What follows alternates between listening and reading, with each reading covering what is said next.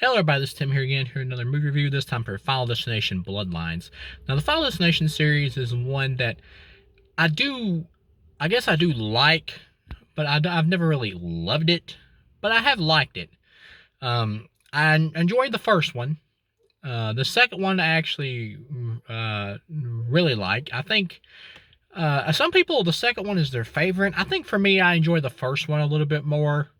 Then the third one I didn't like. I thought it was just kind of eh. And then the fourth one was bad. And then number five, I actually liked. I thought it was a rebound after the third and fourth one. I thought it was better. This one, I feel like off the top of my head, without having seen the other ones in a while, I would say this one is probably my favorite. I think that this one is the best of the 6 films we've gotten so far. It's not a masterpiece nor an amazing movie, but from a 1 to 5 star rating, I would give this a 4 out of 5. This was a great, just fun B movie, and that's what these are. They're B movies. But this is like, but of course, there's different levels of B movies in this series. If you've watched them, some of the Final Destination films take themselves more seriously, and they're more of just like a serious movie, a serious horror movie with like a B movie bent to it, and then other ones more like Final Destination 2 and even 4 don't take themselves seriously as much, and the more like just play in on the silliness of the gore and stuff. And I felt like what hurt like 3 and 4 was that by the time we got to those two, they just weren't really any story at that point. They didn't try to add in any new story or whatever. They just became like the Saw movies, like the later Saw flicks. They just became all about the kills and the gore and shit, and they just didn't really bother to like add any more, story to the films. It was just like somebody has a premonition, they gotta try to save everybody. They really don't, and then by the end they die. That's it. That was all they had. This one they try to add in more story, which I appreciate. The movie starts out with this like it's like a period piece type thing, like in the 1950s or something, where this couple or whatever is going to this big like hotel tower or whatever that goes all the way up in the sky. And I'm like, why the hell would anybody want to go to this? I guess just because they think it looks cool. But they go up in there, and then there's like this shitty annoying kid who's like throwing pennies or whatever, and then one of them gets like in the exhaust system, I believe, the air vent. And one thing leads to another, and then the whole place, like the glass underneath them starts cracking because a piece of like the chandelier falls down on it, and everybody's like kind of stomping on the glass, and that causes like everybody to like fall through the bottom of it, and then some chick like gets caught on fire. It's an enjoyable enough opening, like accident or whatever. I would say it's a pretty good opening in terms of the like opening big accident, but I would say I don't think this opening one is as good as the one from like part 5 or the first one with the plane explosion or the second one.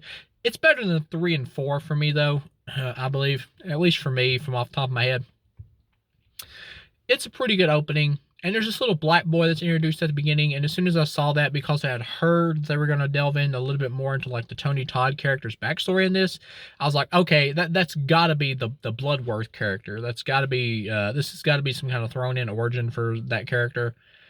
And so yeah, I did appreciate them wanting to do more with Tony Todd. God rest his soul. This is his last film. It is cool that he is here. At the same time, the origin that they do end up giving him, I don't really like it, because basically what they do is they just make it out that he's just another death survivor or whatever. Basically, that's it. And why he's mysterious and weird, there's no explanation. He's just another death survivor. He was just this little black kid that was saved by this woman in like the 1950s or whatever. And the reason he hasn't been taken out yet is because the woman that we eventually find out has been like keeping herself in this one house facility or whatever, where she can just stay away from anything, and she can keep herself completely out of death's reach. And that's the reason, basically, that for all the other kills and all the other movies and everything, is because the woman who has the premonition in the 50s or whatever is able to save everybody. So Death has to go and take out all the descendants or whatever that shouldn't have been born from all the people in this tower thing in all the other films. So that's how they basically link it together to all the other movies. And And that's also why it's called Bloodlines, because the family of like the woman who had the premonition is the main characters in this, and they're the ones that has to be taken out by death or whatever. And yeah, like I was saying, like the whole backstory they get for like the Tony Todd character, like I get it. At the same time, Tony Todd was sick. It's they could only do like something. I mean, they could only do something with him to where they couldn't do anything with him to where it could be something bigger, is what I'm saying, because he would have to return for more sequels, and obviously that can't happen. So they had to write it in a way to where he was just another victim or whatever. But it still doesn't make any sense why he was so mysterious and weird in all the other films, and why he seemingly was psychic and knew the names of characters in other films without them even telling them or whatever. The truth is that they just threw Tony Todd in the original movie because they thought he was just a cool actor, and he was just creepy and weird. That's it, and I'm fine with that.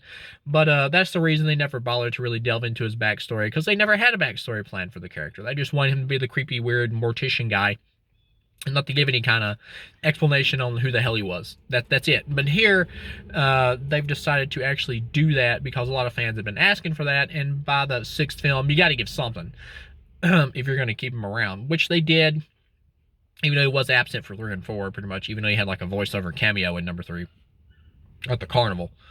But here, though, just the backstory for him, I don't necessarily like. Like, it always, like, Tony Todd, because of how creepy he always played the character, even though he did try to help the victims, it always felt like he should have ended up being, like, you know, like the Grim Reaper or something. You know what I'm saying? Like, maybe this was all like a game or something that he was setting up. He could have been, like, death personified or something, like in human form, even. Giving the characters a chance by, like, setting up a game or something. But maybe they didn't want to do that because it would have made the movies then feel more like slasher films, more like traditional slasher films, even though they basically are slasher films. It would have gave a face to the killer of death, so it would have taken away, I guess, maybe what they felt was special about this series. But I still think you could have at least made him like the Grim Reaper or something. Maybe he was like, you know, or the ferryman or something, you know, that takes the people over the waters of the afterlife or some shit. Like, you could have done more to deepen the mythology here with him, as just making him supernatural. Just making him like another like victim or whatever. I was like, I'm not sure that really works. And it still doesn't answer all the questions about him. Like, you could still do like an entire movie about this Tony Todd character. But it is what it is, and Tony Todd's scene that he does get in the movie when he tells them about the ways that they can beat death and all that, the family or whatever that death is trying to take out. It is a good scene, and Tony Todd acts it really well, and it's cool to have him back, even though you can obviously tell he looks bad. And it's sad that he passed away, and he wasn't even that old, I don't think, not super old. But I am glad that he's here, though, that this was his final film, because he was one of easily the most memorable thing, other than the deaths, about this franchise. But it is still cool to have him back, and I do really like his scene. I like how he tells them the only 2 ways to defeat death or whatever in the movie. And one of them is a repeat of a rule they had in part 5, which was kind of cool. Which is, you have to, if you kill another person, you get their lifespan, but you have no idea how much life that person has, so you're making a gamble. And the characters like make a joke. There's some jokes in the movie about them thinking about like you know, killing a baby or whatever, like the idea of it, and they're like, no. That was funny. Like, this one, it does play itself more into it plays up the humor a little more. It's a B movie like the others, but it plays into more of the humor. Like, you can tell the director's in on the joke. Like, yeah, this is kind of a silly concept, which is fine. It works. It's funny. Other things they still haven't really answered in terms of the mythology is why the fuck are people having these visions or whatever. I think in like part 4, the race car one, they tried to insinuate that death was actually like manipulating the visions at certain points so it could get them to a certain point so it could kill them all at that in that way. But but they never really specify like why people ever have these visions. Are we just supposed to assume that some people are just randomly psychic and that's just why they have them? Like, it really doesn't mean anything. They just happen to be psychic, and that's the reason they're able to see part of death's design. That's it. I guess that kind of works, but at the same time, I don't know. It always feels like there should have been something a little more deeper to it. Like, why have these visions if you can't ultimately cheat death? Why have them? I guess you can cheat death, but only for a limited time, and that goes along with the theme, of course, that everybody dies or whatever. But at the same time, I never took, when I first watched these movies, I never took them to be like a real self-commentary on actual like life and death or whatever. I just thought it was a neat little supernatural horror. I never expected them to be like, everybody dies in the end or whatever all the time, because that's the way it would work in real life. I never thought of these that way like the filmmakers do. Like, I just saw these as like supernatural horror films. Like, I would have been fine with somebody just cheating death in a certain way at the end or whatever to just like get a clean slate and the movie not ending with everybody dying yet again. But they do mention in this movie that the other way to cheat death is you have to die and then be resuscitated, basically. And that since you did die and you came back, that means that you get a clean slate, basically, for death's design.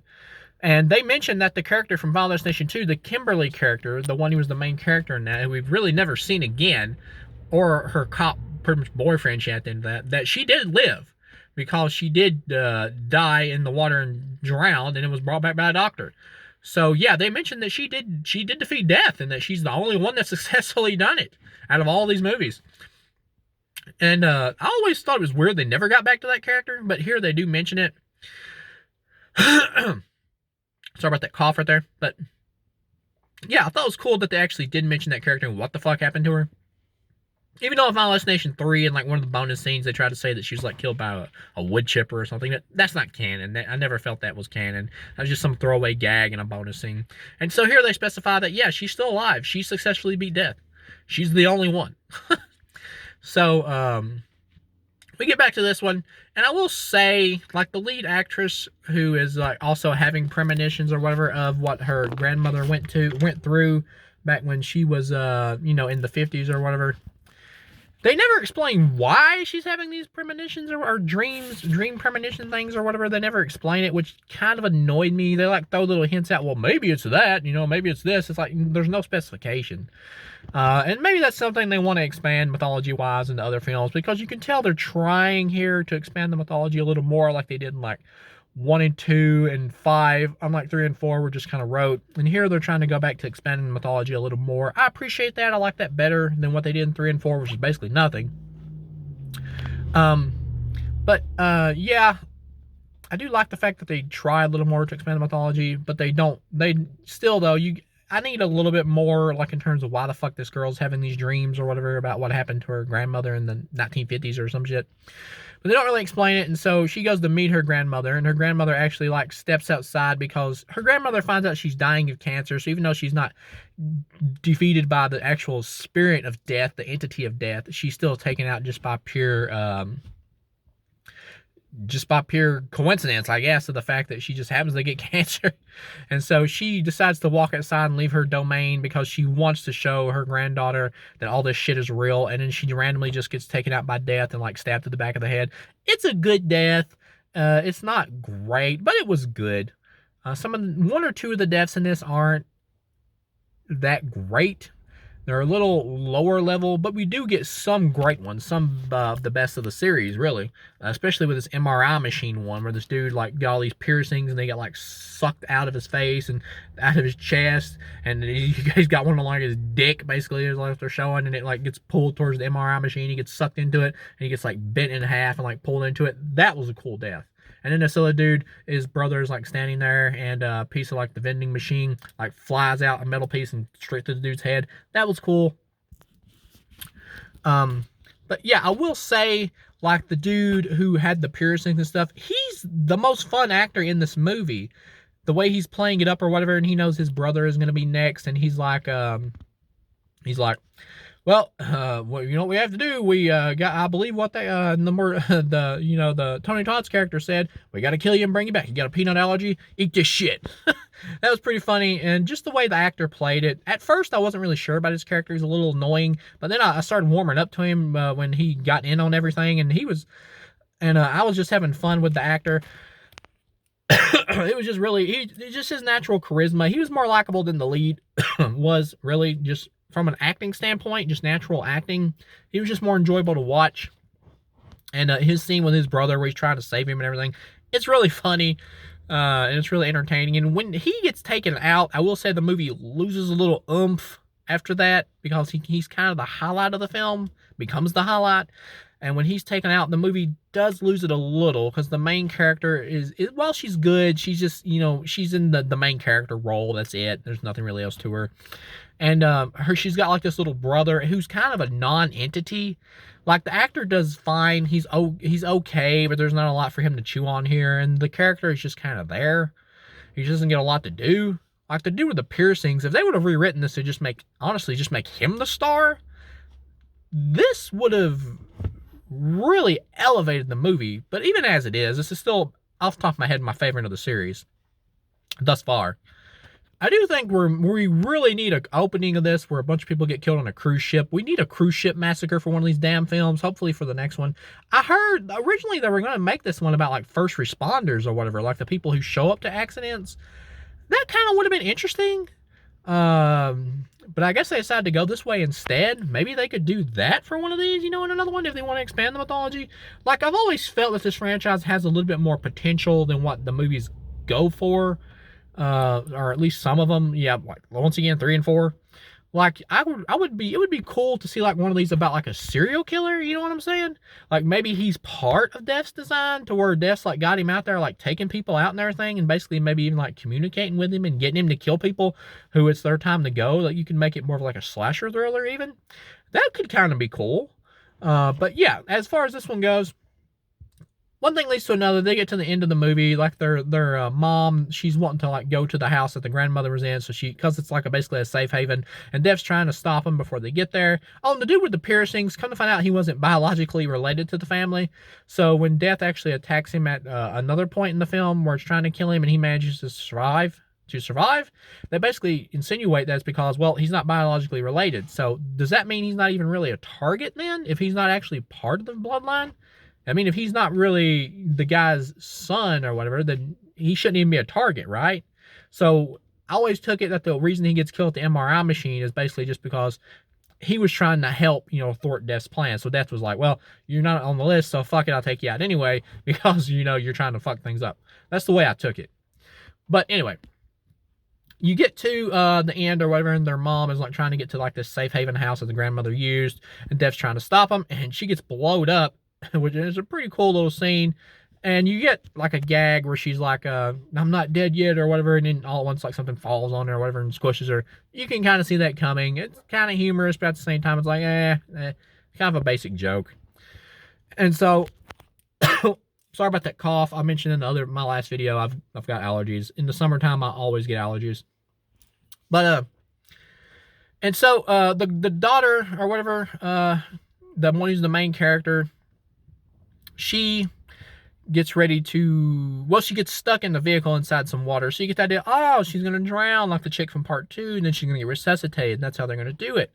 And so that is basically what happens, and they're like, oh, we won, we beat everything. But then, yeah, that would be true if the movie cut off right here, but the fact that it keeps going, you're like, oh, okay, we're going to get some kind of twist. At first, I was like, well, maybe it will be a happy ending for the two of them. Maybe they will have made it, Maybe that's what's going to happen, and the ending will maybe be like a scene to like just a setup to expand the mythology for another movie or something. Is what I thought could have happened, but no.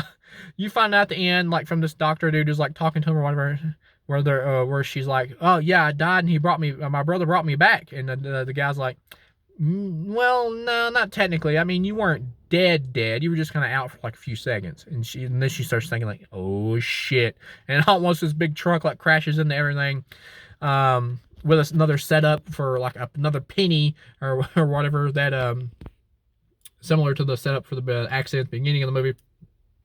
And this big fucking log truck like crashes through, which is a callback to Final Destination 2, obviously. And the logs like fly off the truck and like crash into both of them and big blood splatter.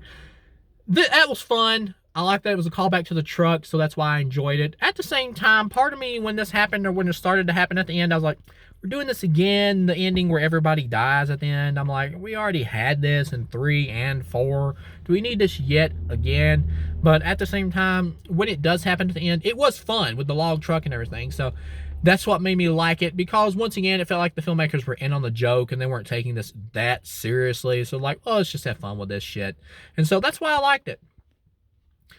So yeah, overall, this would be a 4 out of 5 for me. I thought this was a great, fun movie. It is, for me, off the top of my head, as of now, the best of the series, and I would actually want another one, but only if they continue down this path and keep expanding the mythology and add more to it.